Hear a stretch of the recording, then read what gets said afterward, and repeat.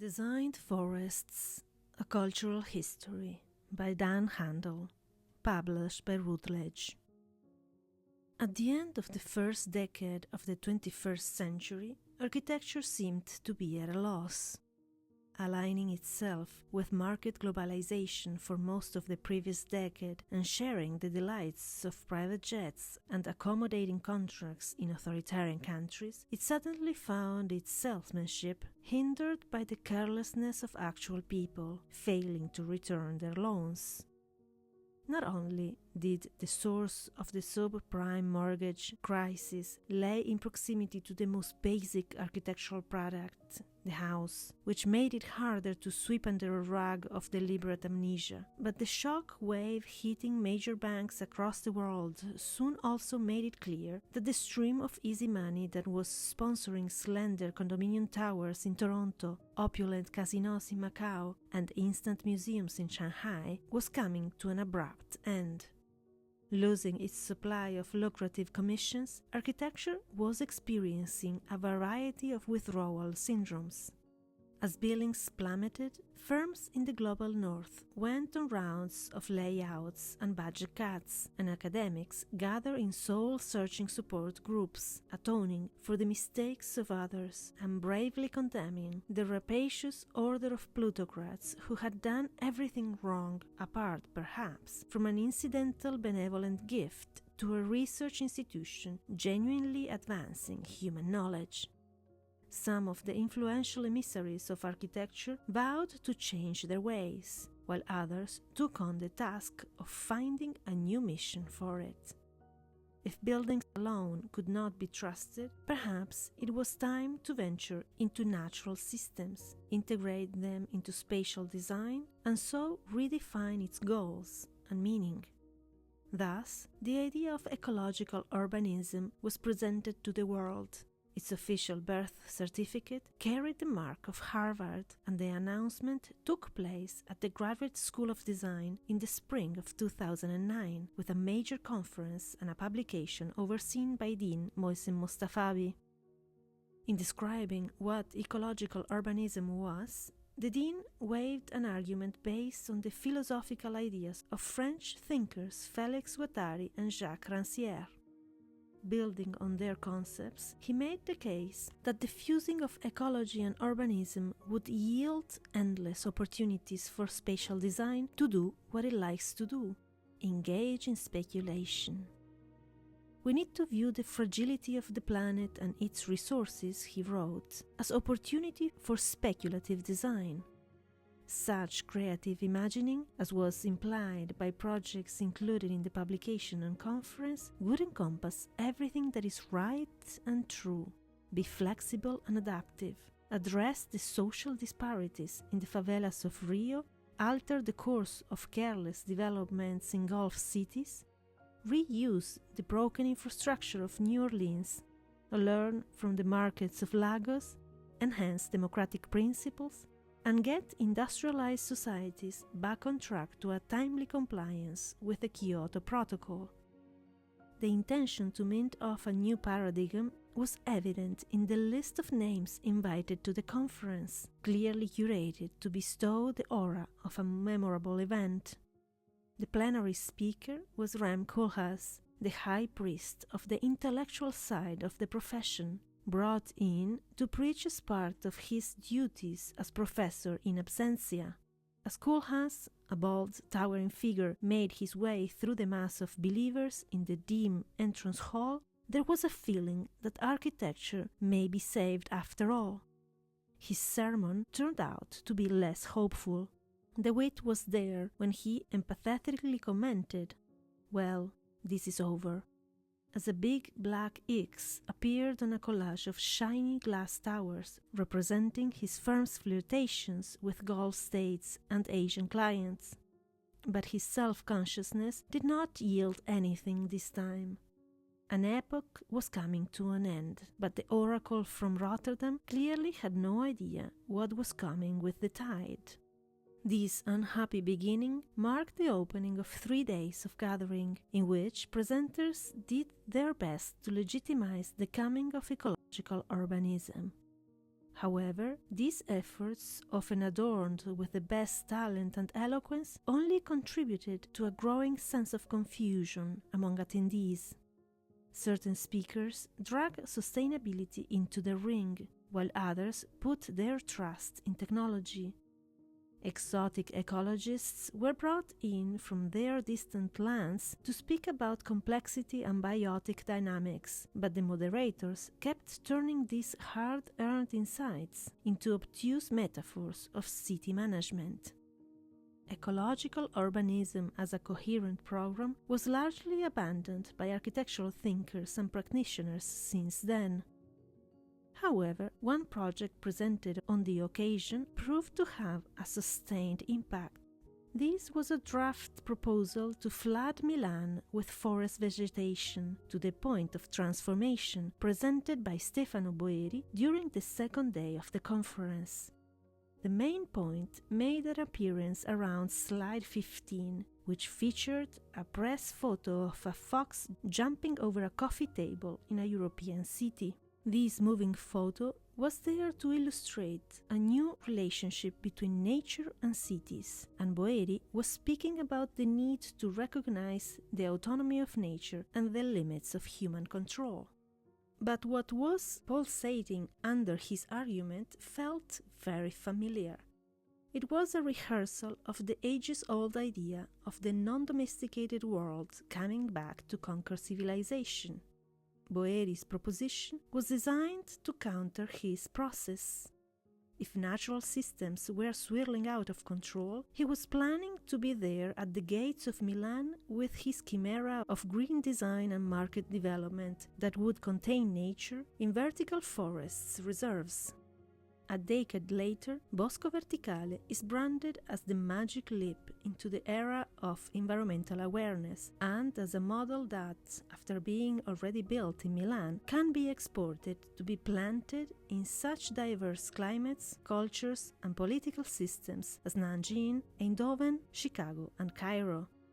Boeri calls this model metropolitan reforestation, betraying his belief in a sylvan past that unites the civilizations of the world, including the ones growing out of the sands of Arabia. But the actual Bosco Verticale, as opposed to the manifesto, is something entirely different. Under the veil of eco-talk and romantic idealism lies a crude real estate scheme. The cadre of investors in the project brought together representatives of the 1,000 faces of global money, including private equity company Heinz, financial services provider TIA, holding company Domo Media, and insurance company Milano Assicurazioni, most of which demonstrated a cool indifference towards environmental issues in previous investments.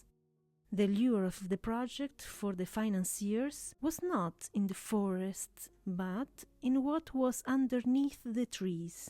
2 high-profile residential buildings for the upper class that came complete with the marketing benefits of a new Tesla, technological, elitist, and comfortably environmental.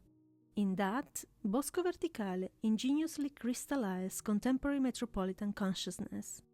It is home to people who, in most cases, eagerly consume products that take their environmental toll on the other side of the earth, while allowing themselves to dwell in a simulated forest with questionable environmental benefits, designed for the immaculate display of consciousness and responsible living. Both the investors and the astute technical experts involved with the design and construction of Bosco Verticale had put their faith in numbers.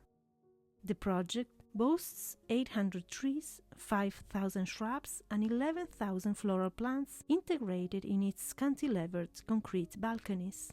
Resourceful number crushers calculated that the project's plant life is equal to 10,000 square meters of forest land.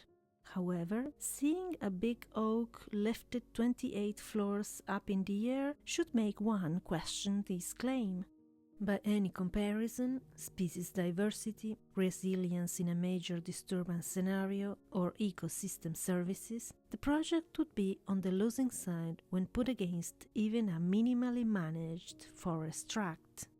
while assembling a large number of trees close together allows for convincing carbon emission offsetting calculations, it hardly constitutes a sound ecological argument. In this regard, proponents of eco-verticality often confuse forest with landscape painting, neglecting to realize that the environmental usefulness of forest environments stems as much from the soil as from visible greenery. This blind spot is perhaps not surprising when considering the ancestry from which Boeri's project emerged. Rather than ecological and biological sciences, it has its origins in internal architectural and urban conversations about the possibility of creating green architecture. While environmental concerns, and specifically energy consumption, were recurring issues in architectural circles since at least the 1960s, the emergence of green architecture cannot be attributed to a single lineage. In their attempt to critically recount its history, Senem, Deviren and Philip Stab proposed to understand the many tributaries that contributed and shaped such architectures as part of an ongoing process of greening, resulting from the attempt to transform modern architecture. The greening of architecture, they write, is a mutable and iterative process that occurs, changes, builds intelligence, and evolves over time. This evolution means that environmentally conscious terms such as green architecture or sustainable design were often used too loosely and meant different things in different times. As both mainstream architectural media and architectural practice caught up with the term in the late 1980s, green architecture spread globally as it gradually lost any specific meaning. In his text for the Ecological Urbanism publication, architect Julien Desmertes commented that green and sustainability have become dangerously afloat in ambiguity and indeterminacy. Sustainable architecture is everywhere and nowhere. However, the type of architecture that inspired Bosco Verticale can be traced to a specific subset of green architecture, which was defined during the late 1970s in developed countries, following a series of energy crises and deepening skepticism toward the capacity of the planet to sustain life as before. These anxieties found expression in the works of individuals who reckoned what they saw as architectural broken relationship with nature. Looking back in 2000, architect James Wines, attempting to separate the wheat of worthy green architecture from the chaff of technical sustainable problem solving, warned against the normal experience of visiting a well-publicized ecological building and be handed a checklist brochure of its earth-friendly virtues, while there is no visible evidence of any attempt on the part of the designer to resolve these contributions in terms of art. It may be green, but it is boring architecture. The type of architecture he was hoping for would have to shed the stylistic baggage of misguided modernism, focused as it was on industrial metaphors, and develop a new ecologically based architectural language. Wines had been grappling with these issues for some time. In 1980, his firm Site proposed an unlikely project for a Best Products Company department store in Richmond, Virginia. Its idea was to maintain an existing stand of oaks and undergrowth and let it enter the building by designing a space that fractured the otherwise simple box structure. The front of the building was separated from the rest by this new space of greenery through which shoppers, crossing a bridge, entered the showroom. Wines, who started his career as a sculptor, had set up shop in New York City's Soho of the late 1960s as a cadre of anti-art artists were testing out their ideas on the canvas of the neighborhood's abandoned industrial debris. In many ways, the best forest building was indebted to these ideas in its anti-building attitude and in the explicit homage to Gordon Matta Clark's Building Cuts series. But no less significant was the project's conscious divergence from the protocols of modern architecture, which would habitually require the wiping out of everything on site as a means of achieving a preliminary clean slate. This position was simplified in renderings that show the building completely surrounded by tree palisades, with even its most important commercial signifier, the Best logo, hardly visible. These depictions resist functionalism, clear form, the distinction between building and non-building, and the entire stylistic patrimony of modern architecture. There was, however, something else in the drawings. Sight's deliberate attempt to create the appearance of a building invaded and consumed by nature inform a certain anachronism which makes it hard to ascertain not where, but when exactly is the project situated. Is it a glimpse into the primordial forest that once covered Virginia, or into a future in which the edifice of consumer society would be overtaken by plants? In retrospect, Wise would argue that this ambiguity was designed to evoke nature's revenge. But even if this statement is imbued with later discussions about architecture and environment, it still throws in the temporal aspect, suggesting that the meeting point between them are defined cyclically by forests that are taken down only to reappear in a later point in time and turn building into ruin. The forest building was in real time a bold comment on both architectural and consumption cultures. Its only problem was it played too deep in the waters of postmodernist sign language to be taken to heart, and so it was relegated to the curiosity section next to other site designs for best, which included an asphalt parking surface becoming a roof of a building and an enclosed tropical environment as part of the shopping experience. Then came Emilio Ambas, emerging as a chief herald and connoisseur of green architecture. In the 1960s and early 1970s, the Argentinian architect quickly amassed cultural capital through his influential tenureship as curator of design at the Museum of Modern Art. He then turned his attention to imagining buildings that would be covered in green. This focus has less to do with a newly found planetary conscience and more with an intellectual duel he was leading with the academic and professional elites of North American postmodern architecture. During the 1970s, several figures in these circles were producing a body of work heavily influenced by semiotics, in the case of Peter Eisenman, and French structuralism, Diana Agrest and Mario Gandelsonas, putting forth spatial concepts that portrayed architecture as an autonomous and hermetic realm. Another group, centered on architectural historian Vincent Scully and influenced by Denise Scott Brown and Robert Venturi, were channeling their interest in architectural sign systems into projects that were obsessed by classical orders and historical ornaments. Ambas, on his part, claimed that they were giving the wrong answer. My way of doing ornament, he would later reflect, was by using nature. With this, Ambas began to pave his way to proclaiming himself the forefather of green architecture. It started with a series of paper projects formatted for exhibitions and the architectural press. His 1982 project for the Schlumberger Research Center in Austin was disguised as a park in which, as the MoMA press release later put it, architectural pavilions emerge here and there, like the foliage of a traditional garden, to lend an accent.